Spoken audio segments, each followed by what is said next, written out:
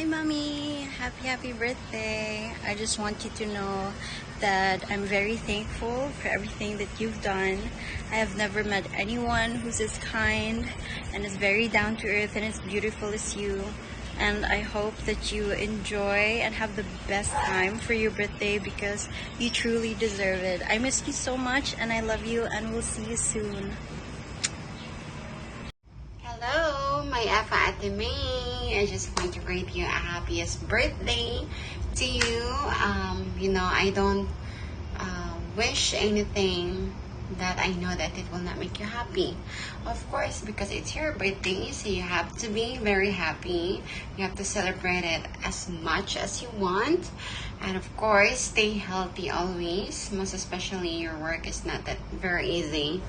But I know, and you know that I'm always here to support you and love you unconditionally, my Ate, as what you have shown and give us all, your family. We love you so much. You are the best, and enjoy your day, and very excited to see and to be with you soon in our vacation in the Philippines. I love you, my Ate, and have a blast.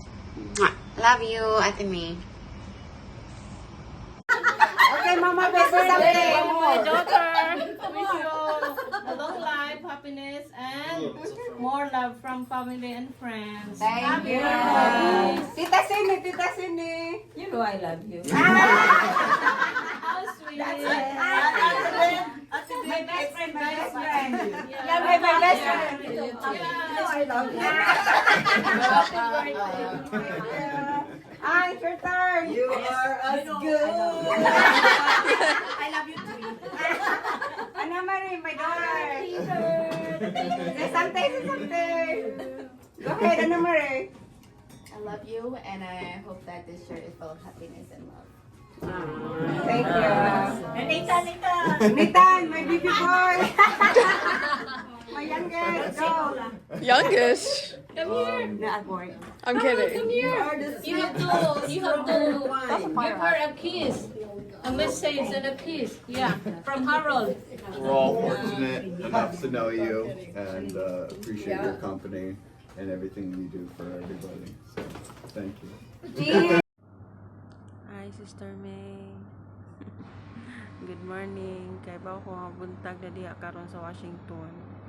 Ug ngari sa Kuwait. Tingkatug na. It's already 11 in the evening. Akong wish sa imong 42nd birthday naman nimo dai karon, no? Good health. Anya, daghang pang birthday nga umaabot.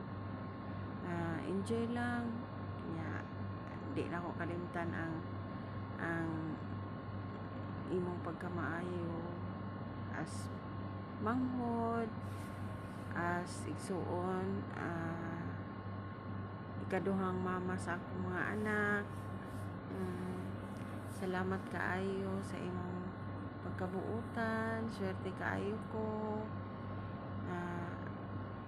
Unta magkita na ta kay dugay na gyud tawa nagka-kita gimingaw kaayo ko nimo niya. Keep in touch lang niya, hinaot me nga kanunay ka tagan sa Ginoo, maayong lawas nga ingin man sa imong pagtrabaho nga surrounded ra kag mga maayo diha nimo. Unya padayon lang sa kamaayo me, padayon lang sa